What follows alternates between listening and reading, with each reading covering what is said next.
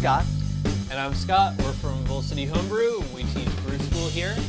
And we are here to talk to you about adding different flavors to your beer. This has got to be the #1 question we get. We've been doing brew school for I don't know how many years, but every time someone asks the question, I want to make a toasted almond Rocky Road oat pale ale.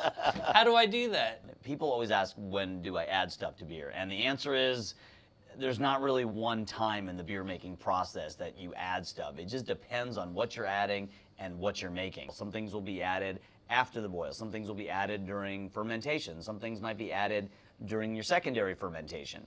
I can tell you with some of our things here that we've got Belgian candy sugar used in Belgian ales, typically to boost the alcohol content. This will typically be added during the boil. Spice pack here, we got orange peel that you might find in a wit beer that will typically be added. I've seen it added at the end of the boil or after the boil, also during fermentation process. We've got some cherry fruit flavoring. We sell these at the store. These things are great. You just drop these into your bottling bucket with the priming sugar and you're done. And you've turned your porter, your stout, your wheat beer into a cherry porter, cherry stout, cherry wheat beer. I've got here the remnants of one of my favorite beers that I make every year. It's a vanilla bourbon porter. And all I do is add bourbon and vanilla to the bottling bucket. So after I pour in my priming sugar, I typically will add about 1.5 cups of bourbon.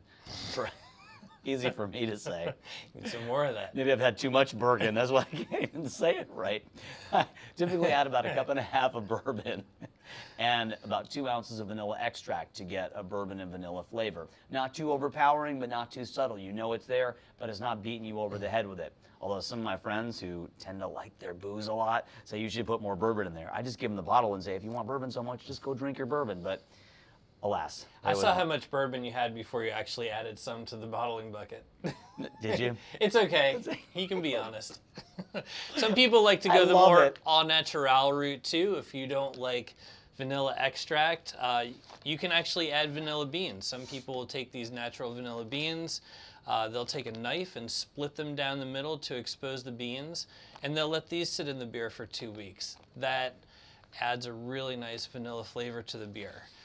And like I said, it's a little more natural than adding the extract. When you add extract, sometimes it takes a little bit of time before that flavor really mellows out and feels like a natural component of your beer. Sometimes as soon as you've added it, you can tell, here's the flavor of the beer and here's the flavor of the extract. And what you're really looking for is a nice blend between the two. You are, and there are people who, when I first started adding stuff to beer, I'm like, I'm not using this stuff, I'm going just for cherries. Like, that's the shortcut.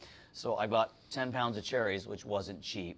Although Michigan cherries, they're good, they do it right. But I found at the end of the day, after I put it in there, that I got about the same actual flavor. It tasted sort of the same as it would as if I just did this, so I'm almost a little ashamed to say this now, but I've started not using the actual fruit as much and using some of this flavoring, and I've also started to use some of the puree.